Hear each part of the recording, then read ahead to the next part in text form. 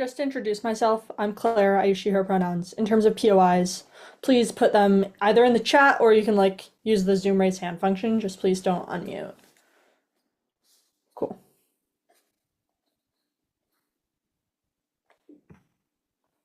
We think that living only within your nuclear family is a mistake. We think that families are going to be better off economically and emotionally on our side of the house. I want to start with a bit of brief characterization before going into substantives. We think that the motion sets this up pretty clearly. On our side, most households are going to consist of likely 3+ generations. There will be grandparents, parents, children, like aunts and uncles and cousins, all living in one house. We also think that this is the majority of households, although it's obviously not all households. We don't think opposition should make this debate about the worst case scenarios. We think that, for example, in cases of abuse and bad relationships, this might not be the case, although we'll also mechanize why those are less likely to occur on our side of the house. With that, first substantive is just that families are going to be substantially financially better off on our side of the house. First point under here is that we think we decrease inequality. Why? We think that some people, even within the same family, are just naturally better off. They likely got luckier, had better genetics and childhood factors, etc. We think then that living together at a minimum means that family members are going to share common costs. So for example, they're going to split the cost of things like rent and mortgage. This already is some form of income redistribution, where now the people who are less well off in the family are better able to be supported by family members. But we also think that even more than that, they're typically going to engage in things like income sharing. Being close to your brother's kids, for example, means that you're more likely to buy things for them that your brother can't afford, etc. We just think that you're going to have less income inequality within families, which therefore decreases it overall. Second point here is that we think you're going to be more resilient to shocks. We think that families experience a lot of shocks in daily life. Random shocks that they can't avoid can be catastrophic if they're living paycheck to paycheck. For example, being sick and missing days of work, or getting laid off from your job. We think that when you live in a bigger household with more of your extended family, you're now more resilient to those. Because, for example, being laid off from your job is a smaller percentage of household income that's lost. Chances are the rest of your family did not get laid off from their jobs and is still earning money to compensate. They can also compensate in terms of tasks, for example, taking care of your child if you're too sick to do so, etc. We think that in most cases you can't help when people live in nuclear families, both because you're less proximate, which means you have less of an incentive to help them out financially because you're not doing things like income sharing, but it also means you literally can't help with tasks like taking care of children at the point where you don't live close enough. Third point here is that we think that you're able to share fixed costs, so just the overall cost of living goes down. Why? Because when you live in a bigger group of people, the costs don't necessarily scale linearly. For example, your house still only needs to have one kitchen and one living room, etc. Obviously, the costs scale a little bit with more people, but we don't think it's linearly. We think that you're able to save a lot when you have more people living in one house, which is why living in smaller units is oftentimes exponentially more expensive. Last point here is that we think you're better able to share things like household tasks. For example, you can have one parent watching a larger number of kids, watching their nephews and nieces, etc. What this means is that you free up more people to be doing other tasks for the family, or even going out and working and earning additional income to provide for the family. We think that this also means that you don't need to do things like pay for external childcare and elderly care when you personally aren't able to care for your kids, because there's someone else in your family, in your household, who's going to be there and who's going to be able to take care of them in the moment. We think that the task sharing is also super crucial to cost savings. What are the impacts of this? I think that that when you have these families having more money and lower costs, it means that you are just financially better off. We think that this unlocks a huge wealth of impacts. We think that you're less likely to be in poverty or be unable to afford basic necessities. Your kids are less likely to go to bed hungry. But we also just think that you're more likely to be able to afford additional goods and services that you otherwise wouldn't be able to, that are important to improving both your material well-being and also your happiness. This is hugely important.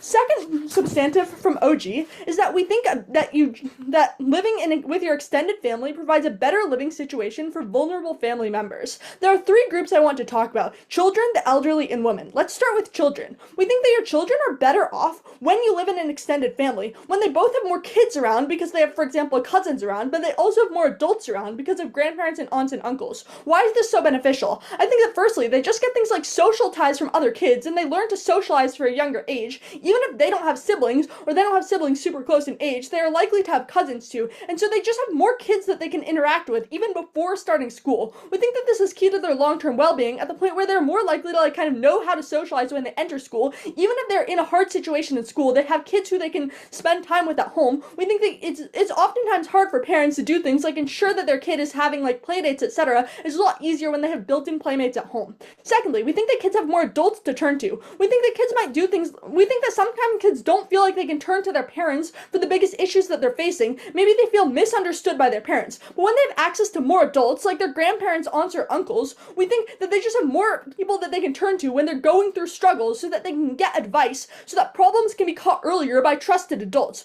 We think that this isn't true in the counterfactual where they only live with their nuclear family, because oftentimes they're just less close to other adults in their life, but they also just have less access to other adults without going through their parents. For example, before they even have a phone, they don't have any way of contacting, say, their grandparents unless their parents are involved. But the last thing is that we think we have more accountability in cases of abuse. There's more people who can notice what's happening in the house, notice if parents are doing potentially harmful behaviors, and call that out before it gets too bad, prevent kids from being in the worst situations. Second group to talk about is the elderly. Before that, I'll take a point if there is one.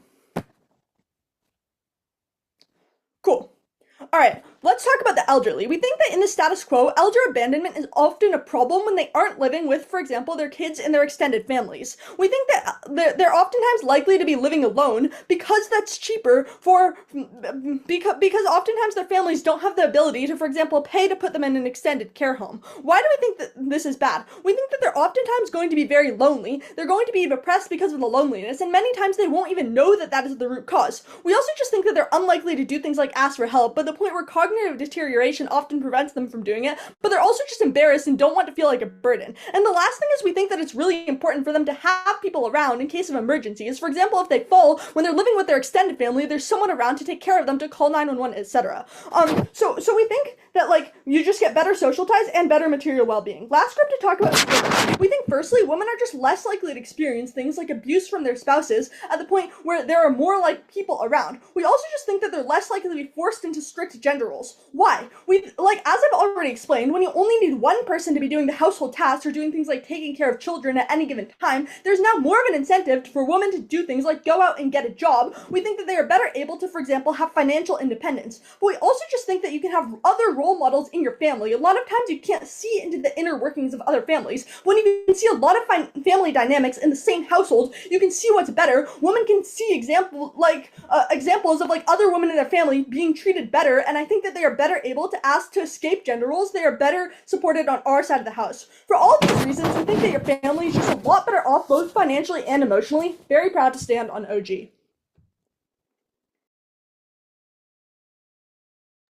I would like to thank the Prime Minister for the fine speech. With that, I would like to invite the Leader of Opposition for their speech. Jehiel.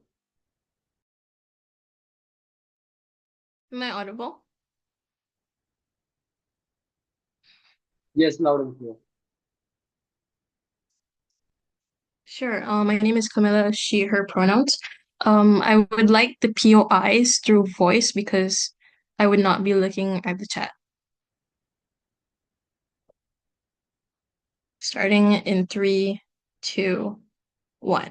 They say that raising a child takes a whole village, but in this instance, we think that the most important connection that a child has is with their parents and their own siblings. OG claims that parents and children most likely don't have a good relationship and they would feel uncomfortable with approaching them. But what they don't realize is that they exacerbate this problem by virtue of living with their extended family. First thing I want to clarify is that there is no need for this system to exist because all the benefits of extended family can still exist. If the parents are busy, they can still look after the child if they contact those particular extended family members. They can still give emotional support such as grandparents would do. They can visit these people on the weekends. They can visit their relatives and they can still communicate with their family and hang out during celebrations like Hari Raya or Christmas. They can have random meetups. And what exactly is the exclusive benefit of living together when all of these benefits can still be achieved by virtue of this system like not existing in the first place, right? But how will these individuals live under our side of the house? It means they only live with their parents and siblings under one house, such as status quo. This means that the children in our world will be raised by their parents and their siblings as opposed to being raised in the environment of living where their grandparents and relatives and extended families, and we'll explain to you why exactly that's so important in arguments.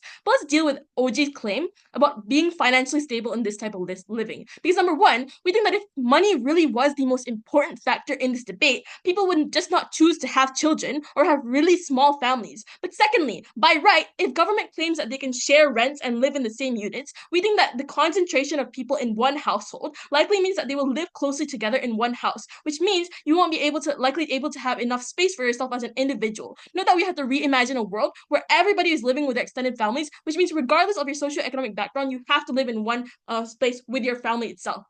Which means the amount of autonomy you have in these places is very limited as a person, which means it is likely that the happiness of children under their side of the house will likely decrease. But then moving on to the idea of these neglectful parents or in instances where there could be an abusive problem, we think that this happens in the minority of cases in which not every household faces this problem. In order for this debate to be operational, the relationship that children have with their parents must somewhat still be that of the bare minimum, or they're still as functional as the parents. It's just a degree of closeness that they could be contentious, and even if that was the case, they need to extend on the likelihood of closeness with their extended family members as opposed to their parents that they live and that they were nurtured for in the first place. But even if that was the case, we still have safety nets in status quo, such as like child abuse laws and social security that can curtail this. First argument done on the intimacy of your parents with the child. And this is the winning pathway, because this argument will explain to you how important intimacy with your parents is and how government deters any form of connection that you will bond and grow over with your parents in instances where they live with the extended family.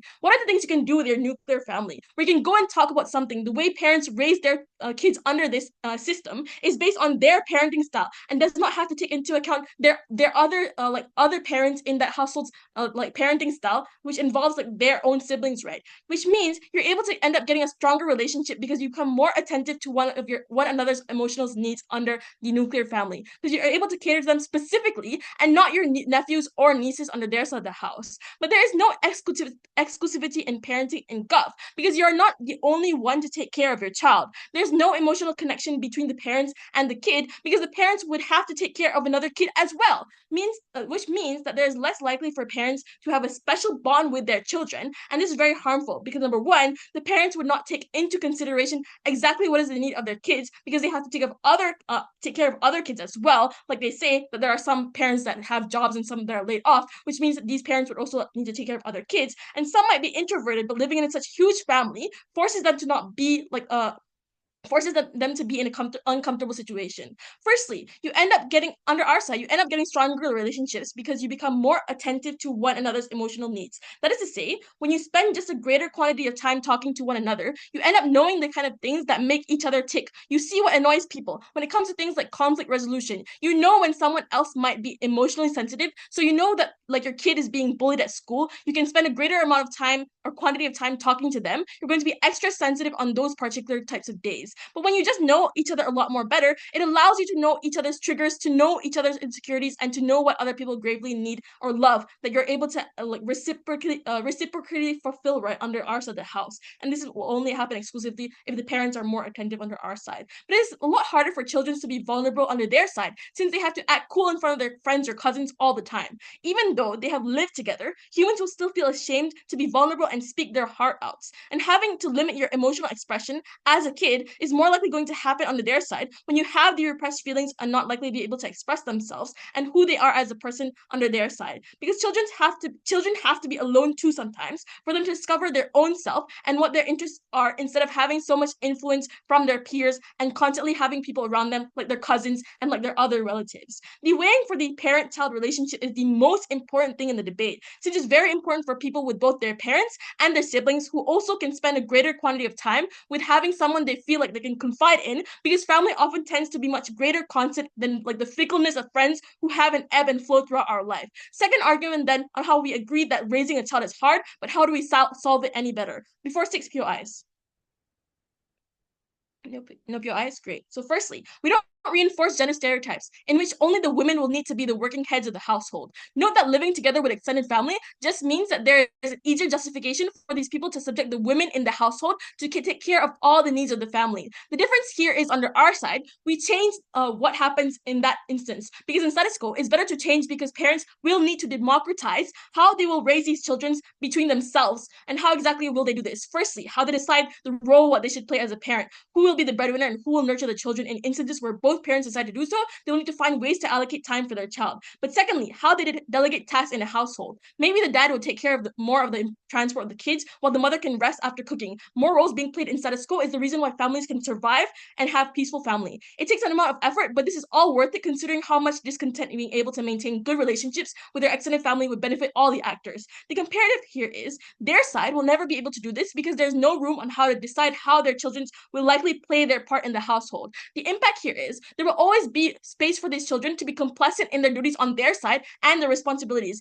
Given it is such a huge family, older siblings can just simply pawn off their duties to the younger ones and assert dominance. But B, they can always be prone to more rebellious conduct simply because the family is so big and they can get away because they will be put under less scrutiny under these big families, which means their cousins or uncles or aunt will enable this because at the end of the day, they aren't technically what you consider blood relatives, so they would somewhat just allow these children to do things that they're normally prohibited from doing from. In conclusion, our side stands with the emotional connection that parents have with their children, never been prouder to oppose OO.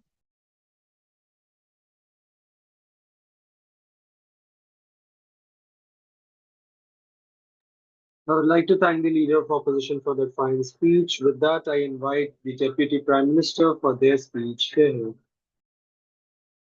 Can you hear me? Yes, loud and clear.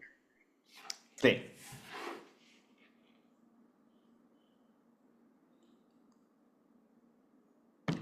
First, we vastly improve financial stability. The global median income is just $7 a day, which by most standards is poor. Most people are living paycheck to paycheck with very little savings, and meeting daily needs is an existential threat to them. We ensure we meet these daily needs substantially better in a number of ways. One, there are more income earners. Why? Because one adult taking care of 2 kids and one adult taking care of 5 kids are both entirely feasible. This is how childcare services work IRL. However, in the absence of living with your extended family, you're unlikely to have arrangements where you can have one family member not work at all, such that all the other parents can go to work. You're more likely to have situations in nuclear families where women are made to stay home and take care of their kids, so you have fewer incomes in the household. Opposition says this benefit is inexclusive. You can still send your kids to your aunts and uncles. 3 reasons you can't. 1, you have weaker relationships with aunts and uncles. Living together forms strong relationships. The reason why is you have an incentive to, because you're living with them, you have to get used to them. Second, constant contact means you're more likely to engage in communication, find things that you share in common, have substantial amounts of trust with each other because you have to depend on each other.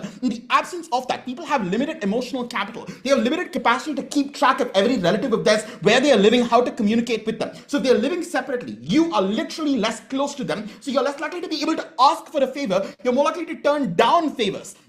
As a consequence, unless you are living together, you can't rely on them. Second, parents trust family members less. Why? They themselves concede that parents won't give special consideration to their kids in their work, because their whole argument on children is parents can't give special consideration to their kids anymore. They have to take care of a bunch of kids. Yeah, but in a world where you just have an aunt and uncle looking after your kid for like every day that you go to work, you don't trust them to care about your kid as much as they care about their kid, because you're more likely to trust it if parents aren't giving special consideration to one kid because they have to form close bonds with a bunch of kids whom they spend a bunch of time around. So you're more likely to trust them with your kid and more likely to send your kid there. Third, kids themselves don't trust these family members as much. 1, children don't seek out advice from other people because they feel an outsized degree of trust exclusively with their parents because they spend less time around them, and parents and other adults in their community often view these children as competition for them. So your kids are viewed by your aunts and uncles as competition against their kids, so they are less likely to provide them support unless you live in a common household. That means you often can't turn to your aunts and uncles. But fourth, you can't expect your family member to literally have one person not work ever and be a stay-at-home parent for you, right? How this works in an extended family is you have one person being a stay-at-home parent rather than every woman in every household being a stay-at-home parent, because one person being a stay-at-home parent can take care of multiple kids, giving you access to substantially more incomes. This is really, really important because however sexist families are, they want money more. So they are more likely to encourage women to go out and find jobs when you know that your kids are at least somewhat cared for. One, this is good for families who can get more money. Two, this is good for society who has more productive workers entering the labor force, which drives growth in GDP per capita. The reason Bangladesh was able to grow faster than India with the manufacturing sector is because its manufacturing sector had way more women working because female labor force participation is much higher in Bangladesh. And third, this is good for women. This beats their claim that in nuclear families, parents need to democratize. There is unlikely to be democratization. There are strong gender roles that say if you only have one breadwinner, if you need someone to stay at home and take care of the kids because you trust no one else to, it is going to be the woman. So it is women who are relegated to particular gender roles where they are doing most of the care work and cleaning the house on their side of the house. On our side of the house, yes, we acknowledge the person who is relegated to care for kids is going to be a woman, but it's going to be fewer women. So more women get to enter the workforce. There's a huge, huge impact on poverty and on patriarchy. The second thing they don't respond to is lower costs. They just say it's more crowded, but it being slightly more crowded, just like, I don't understand. Like, one, you still have your own room. Two, our whole point is about common costs that are shared across the homes that go down. And three, being able to afford rent is more important than minor discomfort in a bunch of people living together. What's the argument we make? Obviously, some costs will increase along with the number of people increasing. Like, there's going to be more electricity use, there's going to be more food, so you might need more equipment in the kitchen and so on. But there are some costs that are fixed costs. That is, they don't increase with the number of people. For example, the house only needs one common electricity line. The house only needs one common drainage network. Even if there's more use of the drainage network, even if there's more use of the electricity line, so the variable cost increases. The fixed cost is now spread across more people because you're not duplicating multiple different electricity lines for people living in different homes. This is critical. Why? Because this is the largest cost of rent. The other cost of rent is profit for landlords, but landlords compete against each other to lower rent prices. The part of lead rent they don't have the capacity to lower is the fixed cost that they can't change to compensate the cost of housing a tenant in a particular house. As a consequence, you have costs go down substantially. You have rent absorbing less of the income of a family. Finally, you have more cost sharing. Why is this important? Because some family members are richer than other family members, but they only feel an obligation to contribute when they live together and are closer. This impact is much larger than the impact on things like raising kids. Why? One, a hierarchy of needs. Kids might get worse parenting in our worst case, but at least they get food on the table. At least they don't have a high risk of going homeless. At least they don't have a high risk of losing their lives because parents can't afford them healthcare. Second, this is facilitative. Struggling to pay the bills generates stress, which creates tensions in relationships, makes you think you can't sustain a household. And third, shocks genuinely come for you. Someone getting sick destroys a family entirely and destroys its prospects of living a stable life. Before I move on, closing a POI. Okay, nothing. Let's talk about the quality of care for kids and the elderly. Let's deal with opening opposition's arguments. One, they say it's hard for kids to be vulnerable. Actually, flip this argument. Kids struggle to be vulnerable to people who they are exclusively close with if it's a small number of people. Why? Because if it's your parent, you often feel shame and embarrassment because they're the only person you trust. You formed a strong bond with them. You don't want them to hate you. So the risk of sharing something bad that you did or sharing something you're struggling with is much higher. A lot of us have an experience where we turn to a family member who's like an aunt or an uncle who we know less well to do something like come out to them, and they're more likely to be chill with it because they're less invested in you as an individual. Second, the culture around parenting changes. That is, parents get used to spreading their care across many more kids rather than one more kid because this is a motion where this is retrospective and changing the world entirely. And when parents get used to this and there is a culture around caring for kids equally, this is substantially better. How do we get better parenting? One, different parents often experience different levels of exhaustion at different points in life. Parents are able to take up for them. Second, some people are literally just better at being parents. They're able to offer advice, information. They are more likely to be specialized to deal with the needs of individual kids. Third, children can now selectively form relationships with parents who are best for their specific needs. Like one parent might have better experience dealing with their kid's school problems. One parent might have better experience. One person might have a better experience dealing with the kid's relationship problems. So kids are able to spread their trust. Additionally, there's more resilience to personal shocks. What if your parents get divorced? What if your dad gets arrested? What if your mom loses her job? A really common thing that happens in nuclear families is fathers leaving kids in single parent households that are much poorer that their parent can't give them time to take care of. We have much better outcomes for kids as well. Incredibly happy to propose.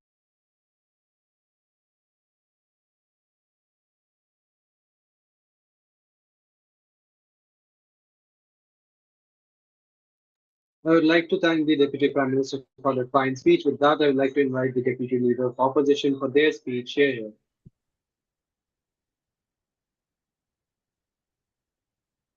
I'll start my speech. PR is in chat. I'll start my speech in 3, 2, 1. I'll just start with flipping OG's case, because OG's case is that they would parents or have other people would actually help their family members when something does happen. When the family members lose their job, when the family members get sick, somebody can come in order for them to help. The framing and the presumption that happens in their case is that family members would want to help each other in the first place. Therefore, if that is the presumption that they have to operate in, I think that also exists at the outside of the house. Because if family members would want to help each other, they can still do that exclusive of living apart from each other. Because parents can already have a support system of their friends and family members when they're only a phone call away. They do not have to live under the same building to have good connections. In fact, we would argue that spending too much time together in a cramped house is more likely going to breed issues. They're more likely to disagree in certain issues where you need to break from each other. As an example, when there is an argument that happens, you cannot, as they literally live next door, you can hear whatever arguments or conversations that you have the next door. The difference with being with your immediate family is that it's only one authoritative figure, in which this helps in making decisions on the house and any huge changes, especially on this particular issue.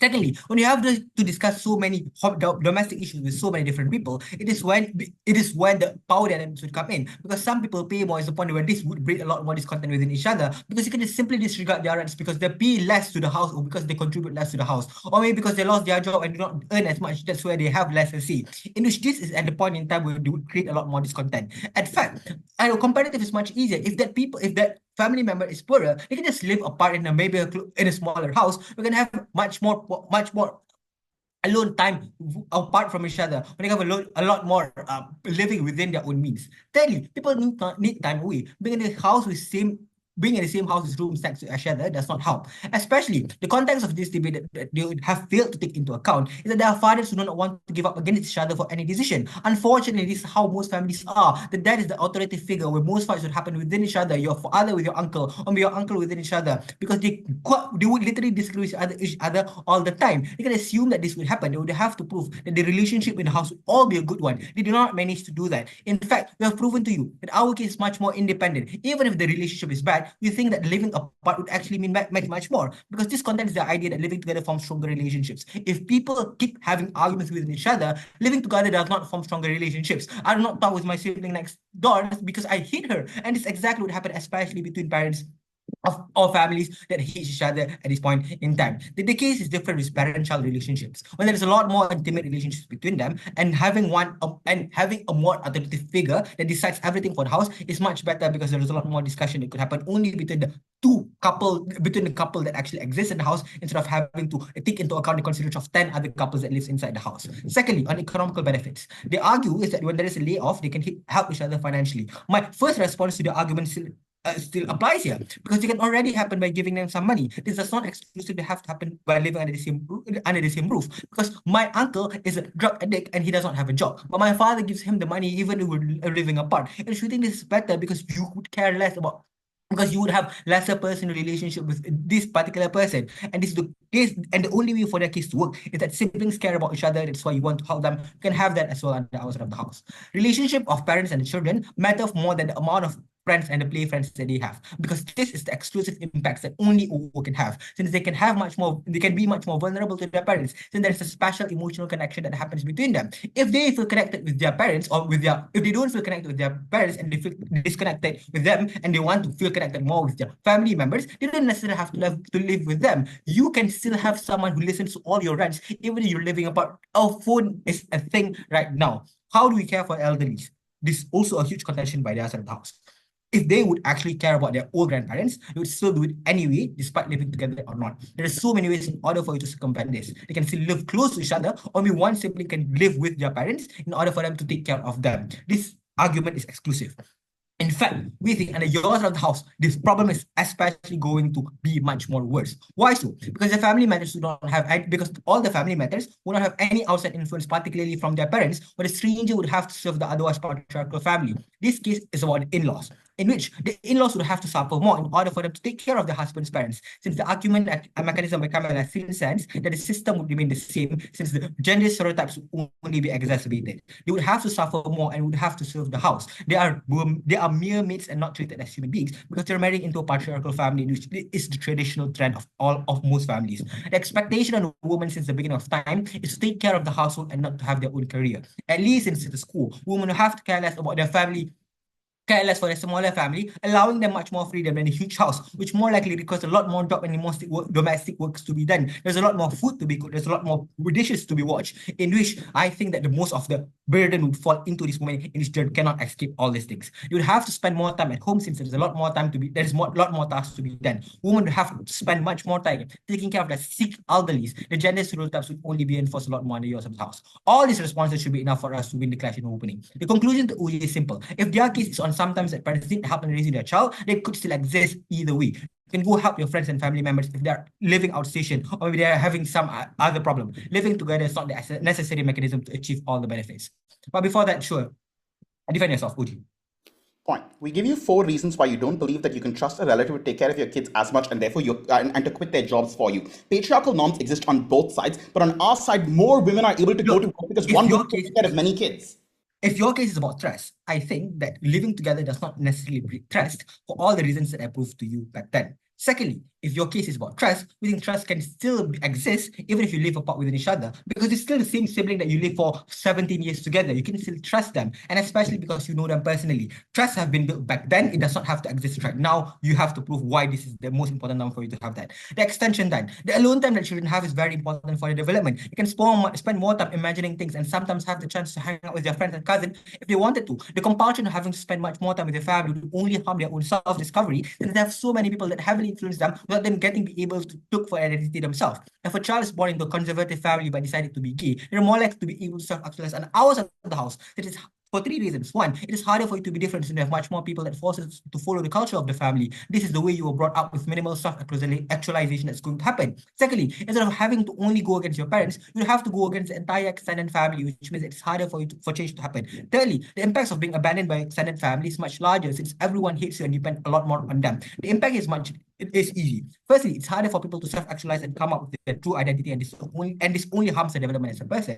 And secondly, because most of traditional families are conservative in nature, the development of individualism and coming out is less likely to happen. The plight of gender minorities would only exacerbate under the of the house. This is independent of having your rooms instead. It's not feasible. How many rooms outside Uji going to have for each of the cousins, for each of the person? You have to live in a mansion, which last time I checked, most people cannot.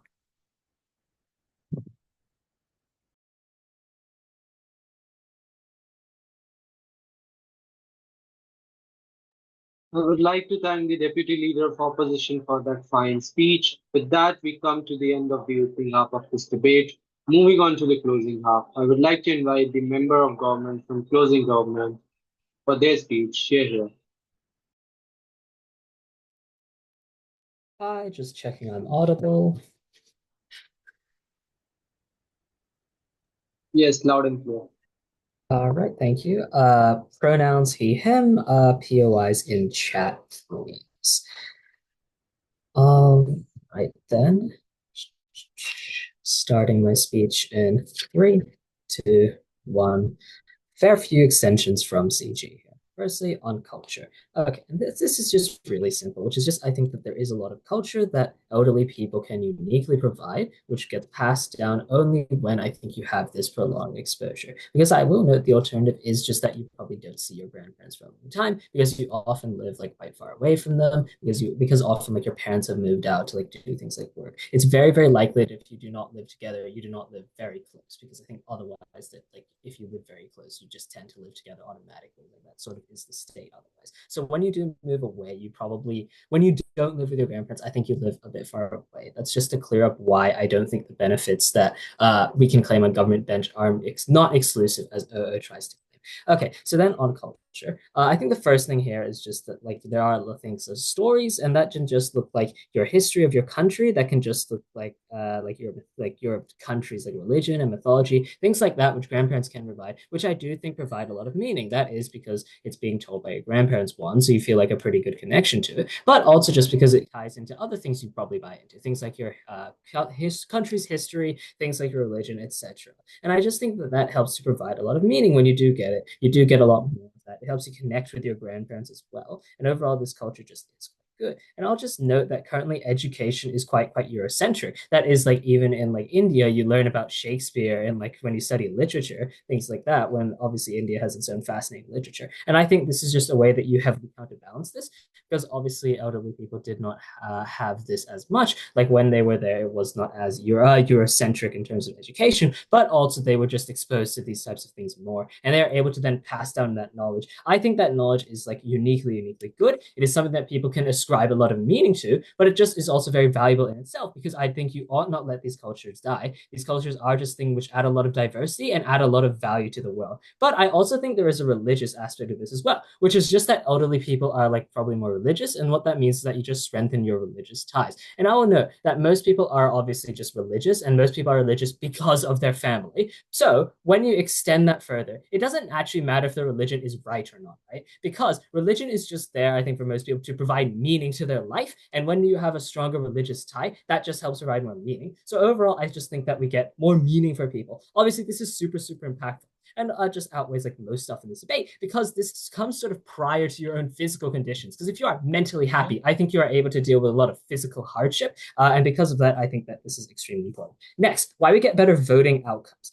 Mechanisms here are pretty simple. You get better voting for old people. Now, why do old people vote badly? I think this is for a couple of reasons. Firstly, they might lack exposure to certain issues. That is things like LGBTQ rights. That is things like climate change. They do not see the immediate impacts of that. And that is really hard for them to understand. Secondly, they just lack interest in these issues, and that is where, like, because one, they lack exposure, but also because these issues just aren't these issues just aren't things that they talk about normally anyway, and aren't things that are like stuff that they're interested in anyway, because it doesn't directly affect them. So they don't actually care about these issues as much. And find that they probably just sometimes do just have bad news, or like maybe like that tends to be like right-wing conservative news, stuff like that. But I think, how do we change this then? I think it's obviously that when the kids are living there, and when the kids like talk about these issues, because young kids tend to be more progressive, tend to be more left-wing, they talk about these issues, they talk about them home, and I think they can talk about their grandparents and that. Also because they probably just trust their grandparents at this point, given that they've been raised with them, they probably trust them a lot, and they probably talk to them about these kind of issues. What that means then is that we like break those things, right? Because now for the grandparents, they have exposed to it. They also have a unique interest in them, because obviously they care about the kids, they want what's best for their kids, and even if like they don't have like as long left in life, obviously their kids do, and they want their kids to be happy in that kind of way. And I'll note that this just helps to counter that. This helps get better policies through, because they tend to vote now in a better way. Obviously, we don't get every old person. That's not the claim by CG at all. But obviously, old people are quite a sizable voting bloc. Even if we are able to flip like a relatively small amount of them, that just helps push down more progressive policies. Sure, quickly. People would have to self-actualize only according to the culture of their family. How does individualism going to materialize?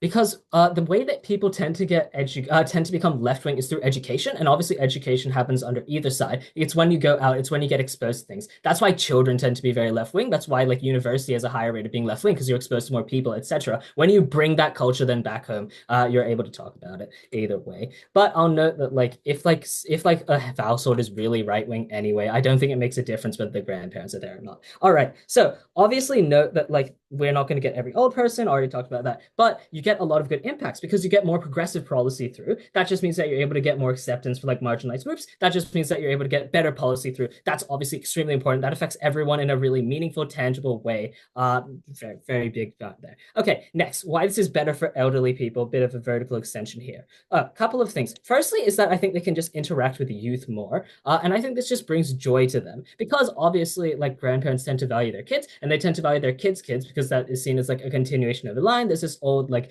ideas spread around people, which is that like obviously you want to have kids because they're sort of an extension of you, and because of that reason they really, really care about their grandkids, and they want to interact with them. And I think just being with your family tends to make you happy. OG talk about this in like a care point, which I guess is true as well, but I think just like it gives you mental satisfaction, and just satisfaction like a happiness way to just be there, rather than the physical satisfaction they talk about. And again, I think that mental satisfaction just does come prior to this in that way.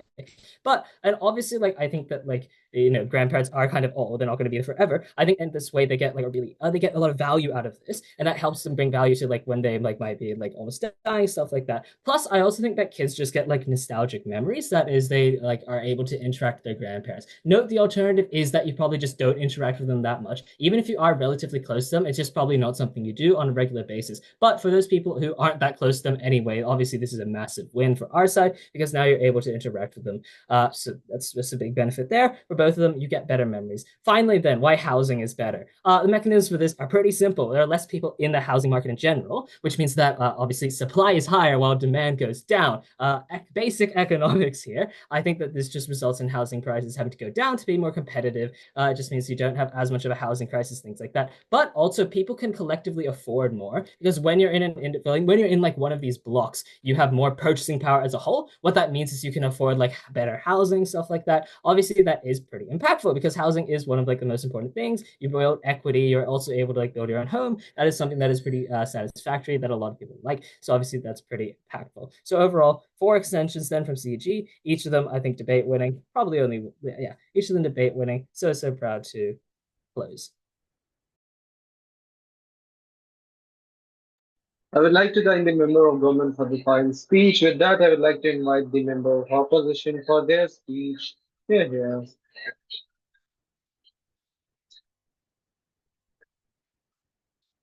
Okay, am I audible and visible? Yes, loud and clear. POS in the chat, please.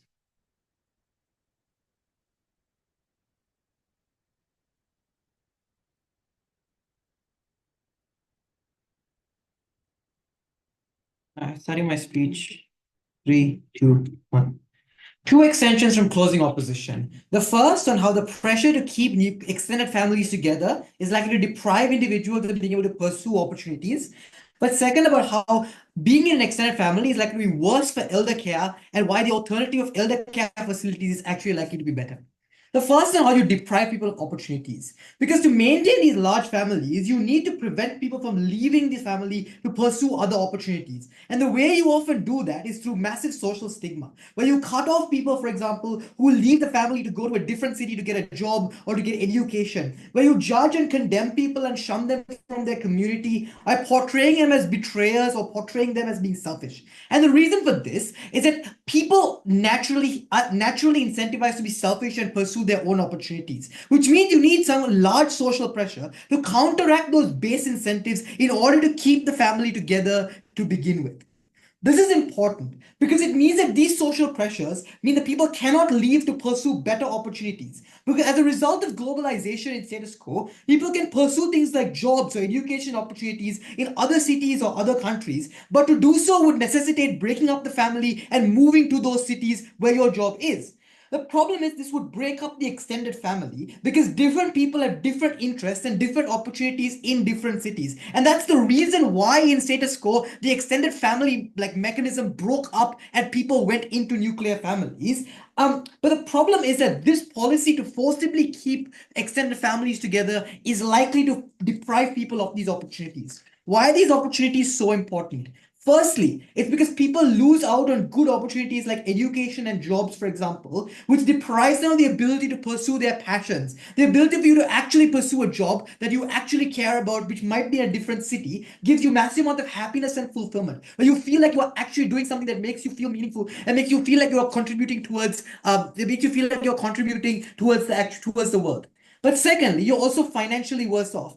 Insofar as you cannot pursue high-paying jobs in other cities because you cannot leave your extended family to do so, which means individuals have less financial independence on their side of the house. How does this weigh up against OG's claims on financial safety nets? No, Tejas.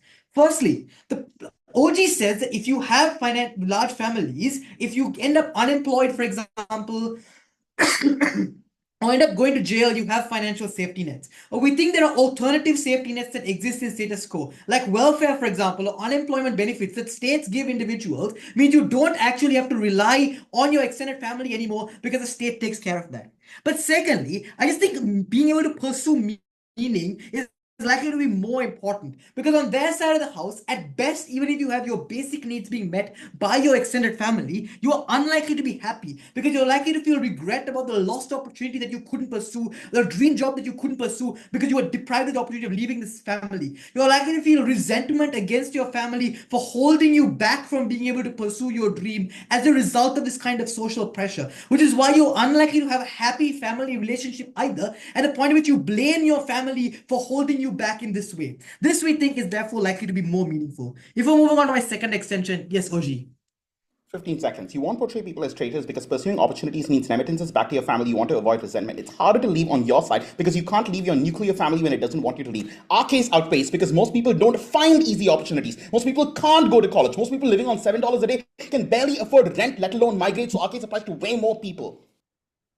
Okay. So, presumably, if you join a nuclear family, only two people's interests have to line up. Only two people have to want to work in the same city. When you have 20 people, it's unlikely that all 20 of them are going to have jobs in the same city, or all 20 of them's dream jobs are going to be in the same city, right? Which means the extent to which you give up on opportunities and the number of people who are forced to give up on opportunities is just much larger on your side of the house than it is on ours. Right? Like, that is something you have to defend. But also, the point is that it's not clear why everybody is naturally incentivized to be and maintain the extended family, which means in order to forcibly maintain the extended family for any of your impacts to materialize, you need to use that kind of social pressure to coerce people into staying. If not, the extended family breaks up and none of the impacts on government materialize. The second extension is about elder care. And we're going to actually tell you about the counterfactual. Because the counterfactual of not having an extended family or not having your elders live with you is that you send your elders to an elder care facility. And the reason for this is because it's not true that, as OG says, that the alternative is elders live alone. This just seems unlikely because of all the reasons that OG themselves tell you. And at the point at which on our side of the house, a large portion of society can't keep their elders with them and need to send their elders to an elder care facility. That creates political pressure to create state-run elder care facilities and state funding for it. At the point, there's a large amount of political capital and demand for that. Why are these elder care facilities likely to be better than taking care of elderly in the extended family? One, economies of scale. The fact that you have more elders concentrated within your elder care facility means you can afford to do things like buy dialysis machines, for example, for the facility, that people can have better health care, which individual extended families cannot afford. You can have quality nurses, for example, and this is exclusive because even in the extended family, it's unlikely that each extended family can afford their own qualified nurse at the point at which the demand for nurses increases and therefore the price of nurses increases. Which means on our side of the house, you can have one nurse taking care of 10 elderly, for example, in the elder care facility, but a family is unlikely to be able to afford that kind of nurse. This is important because it just means the quality of care you get on our side of the house is better, which is particularly important for elderly individuals. Because if an elderly person chokes, for example, if they don't have a proper qualified nurse there to actually resuscitate them, they might actually die. Like, this is a life or death argument here that we're making. But secondly, elderly also have better community in elder care facilities because you have more elderly in one place, which means you're more likely to find somebody that you can relate to or has more common experiences to you, as opposed to within the family itself, where a majority of the population are from different generations and are unlikely to have common interests with you to have those relationships. Thirdly, you can interact with the youth as well on our side of the house because youth can visit the elder care facility. And I think having those interactions in small doses is better because that makes each interaction more meaningful as opposed to where you take the interactions for granted. How does all of this weigh against OO? OO's case is about the parent-child relationship. 3 layers of weighing. The first is that their delta is extremely marginal because parents probably have an incentive to give more attention to their own kid either way, so it's not clear what the change is. Second, elders and the extent to which they're impacted by subpar healthcare are a far more vulnerable stakeholder, and the magnitude of harm that can cause to them by keeping them at home is likely to be much larger.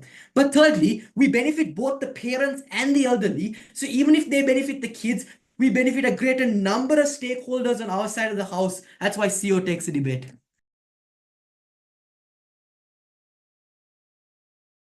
I would like to thank the member of opposition for that fine speech. With that, I would like to invite government whip for their speech here.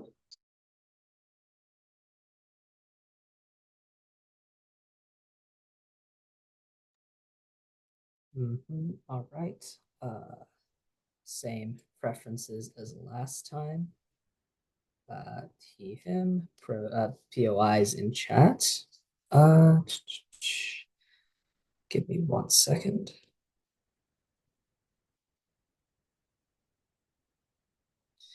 All right. Starting my speech in 3, 2, 1.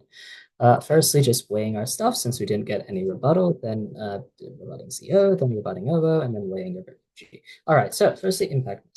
All right, the first point we give you is on culture. And I just think that this is really important because this forms the base part of someone's identity. And obviously, someone's identity is where they get the most meaning from. That just is what gives them life, gives them drive, gives them passion in their life, all of that. And I think that is something that we are able to get better and to a larger extent under our side. Obviously, then that just becomes like, that is just more important than everything else as well. Because if you are, I guess, more mentally satisfied in that way, if you are able to have a solid identity, stuff like that, you are able to withstand other like hardships that might come your way either way. So that's why culture is like already a really good point. It helps us vote. But then on voting, and I think that the impacting here is even more obvious because this is just a massive societal change. You're able to make massive good societal change. That is obviously just a really, really good thing because these elderly people probably are going to care about what their young people, about like what young people do care about. They're more able to get exposed to that now they live together. Obviously, then when society is able to become more progressive, enact better change, that is just something you have to weigh extremely, extremely highly. Nextly, I think we just give you better mechanisms on elderly care. And I think like we can just borrow CEO's stuff on why like elderly are pretty good to care about. But I also think it's just partly principled in that obviously these people have given a lot. They've also helped their family. That's why you ought care for them. I think we help do that the best out of any side. And then finally on housing, the housing crisis is pretty bad. We help alleviate that. More people get housing. It seems pretty good. All right, that's why I think our material just is like really, really strong in this debate. Now let's deal with CEO. They have two extensions here. Firstly, they say that like you like pressure people to not leave and your career is bad. The first thing is I would split this as they do into education and jobs. The first thing is to say, I think a lot of the time you actually are very willing for people to leave for education if they can afford that. That is because education is viewed by most people as the means to success. So even though you understand it is a temporary sacrifice, you are often very willing for them to go away for education because you understand that it will better their prospects in the end. Stuff like that just means that families are able to like be okay and you are able to get education, stuff like that.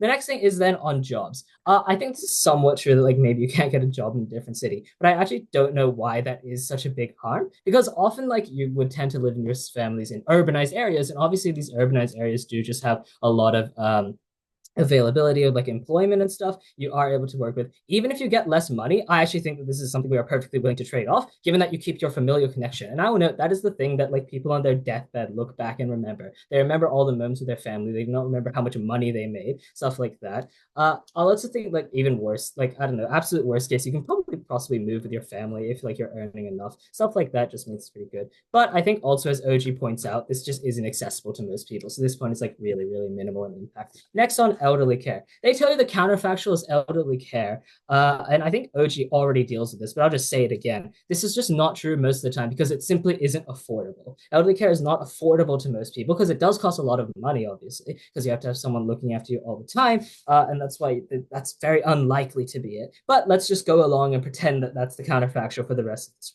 Okay, they tell you that you can relate to like elderly people more, but I just think familial bonds just do trump this. That is where you find the most meaning in life is through your family and is through familial bonds, and in that way you are able to like relate to them more. The next thing they tell you is that you can that like you interact irregularly, which makes it more meaningful. The response to this: firstly, per their own analysis, this isn't likely as you live in a different city. Secondly, I just don't think this is true. Like seeing someone more is just better. Like you see them more, you get more happy with them. I don't think you like become accustomed to it over a long time. Every time you see your like grandkid, it's just a joy. It is something that you look forward to, no matter how often or infrequent it is. I'll take a POI from you in a bit, OCO. And then the final thing is just like I think that the way like you remember like individual moments is just like if the moment was particularly good or something. And like when you just have more interaction, as you do under our side, you're more likely to form better moments for these elderly people. POI from CO. So the most vulnerable people are the poor people who live in rural areas, for example, who need the opportunity to move to urban areas to find jobs, but can't move their entire community with them. These are the people you're holding back on your side of the house. Okay, but like I actually don't think they should go. Like this is like what's happened in like China with like a lot of people going to like urban areas and then they get screwed over because there aren't very good opportunities, particularly when they don't have like very good education from these rural areas anyway. I think a lot of the time moving from these rural to urban areas isn't as good. And even if it does provide more money, I think they do lose meaning. That is because they're in an unfamiliar area, they're unable to find connections. What people tend to value more than money is just emotional fulfillment. And I think we get that better on your side. Not sure why this is harming this today. Now let's deal with yeah, this case is yeah. Okay, so firstly on a couple of things they say. Firstly, Yeah, honestly, I think OG beats them, but like I'll just go through them anyway. The first thing they say is that, oh, it's harder for parents to care for their kid when they have to care for a lot of people. This just seems so illogical to me. Like, sure, you have to care for other people for you, but they're still your kid. They are still like directly your blood. You still obviously care for them and all. It's not like you're going to be like adult neglecting them or anything. I'm really unsure, or like maybe even like like a less than like 30 minutes a day is like a tipping point in this sense. Obviously, you still care about your kid. You're still going to interact with them a lot. You're still going to talk about all their concerns, stuff like that. Really unclear why this is such a big harm. All right, the next thing they say is that it's harder for kids to like talk about issues when there's more people because they have to like appear cool in front of their siblings and all of that. The first thing is like I think they can't just talk to these people because they are like less proximate to them. That is, you don't want to talk to your parents. But the second thing is like I don't know, if you trust your parents more, presumably you can go in another room with them and talk to them when your siblings aren't there. It doesn't seem that hard. The next thing they tell you is that you can democratize raising a child, and that like this it's worse under our side because you can like pawn off responsibilities and like be lenient. I don't know, like you can probably remember who had to do the dishes. Doesn't seem that hard to do. I don't think your aunt and uncle are going to let you get away with it because they'll also probably be mad there are dirty dishes. The next thing they say is that like yeah, they just say that like conservative is bad and like gonna have conservative values pushed down. I think we told you on our point why this is flipped and why it's actually younger people who push their views onto elderly people. So we actually flipped this, made this a positive point. That's why OO is out of the debate. Finally, just weighing over OG. The way I think we weigh over OG is one on scale. That is our points affect more people. That looks like voting, which just affects everyone. You get better policies. That just looks like better housing for everyone, stuff like that. But I also think that we I guess sort of logically prior, not really logically prior. I just think that mental and like in fulfillment and mental well-being is much more important than I guess physical well-being in that way, because you are able to withstand like hardships if you are mentally satisfied. And that is what we provide by giving people strong identity via culture and via religion, and by just giving the elderly and young people better connections, giving them more moments that they are able to enjoy. For those reasons, we beat OG's claims on like being financially better and all of that, because obviously if you are satisfied with your life, doesn't matter if you have a bit less money. For all those reasons, CG wins the debate. Thank you.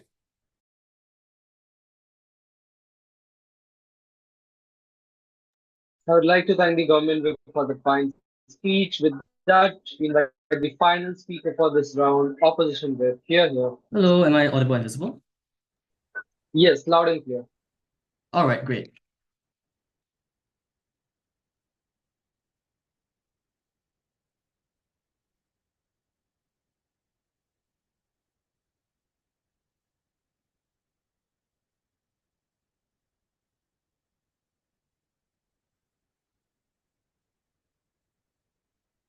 My speech in 3, 2, 1. 4 broad responses to CG before I move on to compare with the other houses and weigh out this debate. So first response, and this is the most trivial one, because they spend the least amount of time in it. Remember, they tell you that there's a housing crisis and there's a decrease in amount of price in housing. Recognize that space is likely going to be symmetric on both sides. We don't think housing crisis or housing costs are actually going to decrease meaningfully on the other side to begin with. So 3 points of contention. The first on culture. They mainly tell you that, and the main impact that comes out of this is that there's a mental happiness that's gained that's logically prior to everything else. Recognize that if you desire mental happiness or you desire a passion in your life, you always have the ability to seek it out via your own sources, via whatever you want to do. That is to say, if you feel as if your life is missing something, like you want to have a religion or you want to have a culture you care about, you can always choose to subscribe to something that you personally care about. We don't think this is something that necessarily has to uniquely come from the elderly to begin with. In fact, we flip this. What is likely going to happen under their side, the more pernicious outcome, is indoctrination. That is to say that individuals are forced to go into this, that elderly people subscribe to a more traditional form of mindset or traditional religions, which forces these individuals into believing in these things. We think that this decreases and cuts against the argument of liberalism because there's a lack of progressivism that's caused by this. The second point of contention then on the idea of liberalism. 2 rebuttals to this. The first is that this argument is reliant on kids being progressive, and not only kids being progressive to begin with, but that they are progressive enough to tell their parents about this. We tell you that oftentimes, or not their parents, their grandparents and their uncles, we tell you that oftentimes the fact that you know that these grandparents are traditional and that these people have these mindsets that are likely going to reject you means that they're unwilling to speak up in the first place because they fear the stigma that's going to face from people who don't fully understand it. So you don't think people actually speak under their side, and that defeats the fundamental mechanism behind this point. The second point of contention under this, however, is that it's unclear why this actually translates to the ballot box. That is to say that elderly people presumably care about a large amount of other things that elderly people care about. Like, for example, pension costs, for example, voting conservative politicians that they care about because these are the politicians they voted across their life. Therefore, we don't think, and they have never given us a reason as to why your kid talking about LGBT issues for 1 and 2 times is going to overturn all of these impacts or all of these particular beliefs that we have, we don't think liberalism is a particularly significant outcome in this round anyways. Third thing then, on the idea of the value of the family versus elderly interaction. 3 responses. The first is there are massive alternatives in emotional connection. That's to say you can turn to your friends, you can turn to your family, your existing nuclear family, your siblings, etc. They never tell you why these existing networks are necessarily insufficient, such that you must turn to external people. Why is the emotional connection you currently have not sufficient for individuals to begin with? The second thing we tell you is intergenerational friction. That is to say that oftentimes between generations, morals and values clash. For example, older people tend to believe within more traditional values, while younger individuals tend to believe in more progressive ones. That is to say, now there's a greater amount of friction because of a greater amount of this misunderstanding and lacking of trust between generations, and we think that ultimately this is significantly harmful towards the family unit. Notice that this is different from O's claim, because O will just tell you about the LGBT kid that comes out. This shows you how parents can have friction with their parents, with their own grandparents as well, and how there can be intergenerational problems that cause the family unit to deteriorate in itself. Third point, weigh against the elderly. Notice that ultimately, no thank you, OG. Notice that ultimately this is particularly significant because insofar as you're able to help the elderly to a greater degree on the outside, this matters far more than the family-elderly interaction. That is to say, the elderly may be comforted by the fact that they have family members around them, but these family members are not able to provide the same level of support as a targeted elder care facility is able to do so. We think that necessarily weighs out in terms of quality of life and vulnerability to these individuals. Now, weigh. 2 points. Firstly, on the idea of elderly being vulnerable. Notice that CJ's response here ignores the state-run elder care that we tell you about. That's to say that state-run facilities are necessarily able to provide these elder cares for cheaper costs. In fact, notice that this ignores all of Kavindra's analysis as to why these state-run elder care facilities are going to be improved and why political capital exists insofar as there are more people that are being sent to these areas. Recognize that necessarily when more elder care or more elderly people live within these larger units, there's no political capital and there's no incentive to actually fund these areas, and we therefore think they're going to go into ruin, and there's no alternative for people under there. Therefore, on the first measure of elderly individuals being vulnerable to begin with, we already think we take this debate. But the second and more important and pernicious outcome in this round is how individuals overall fundamentally suffer because of a loss of career, a loss of agency as they're forced and locked into certain geographical locations. We'll notice that this combats the POI that we hear from OG, in that they say that poor people cannot move. It is poor people who need this mobility the most to move, for example, to urban regions or move to areas in which they're able to send remittances back to their home. It is precisely these individuals that desire and most require these benefits. We think there's something that is necessarily locked away under their side. What does CG say in response? CG says, oh, it would be better if they just stayed at home because somehow money matters less than emotional meaning. Recognize that money is the gateway towards emotional meaning. You need money to put food on the table in order to live. You need money to access everything else within life. We don't think their side can just dismissively say that matters more. That sounds incredibly privileged from their side. Recognize that insofar as these areas that they're currently locked into lack opportunities, it is fundamentally necessary for people to unlock their ability to access their future, and that's something that's only achievable under CG. We lower fixed costs from common electricity lines, sewage lines, and living rooms, which is the largest expense of the poor. With this outweighs because many poor people don't find great new opportunities in the city, but also families don't stop migration. Applies to a small number of poor people. Our case applies to every poor person, and you haven't even mechanized stopping migration.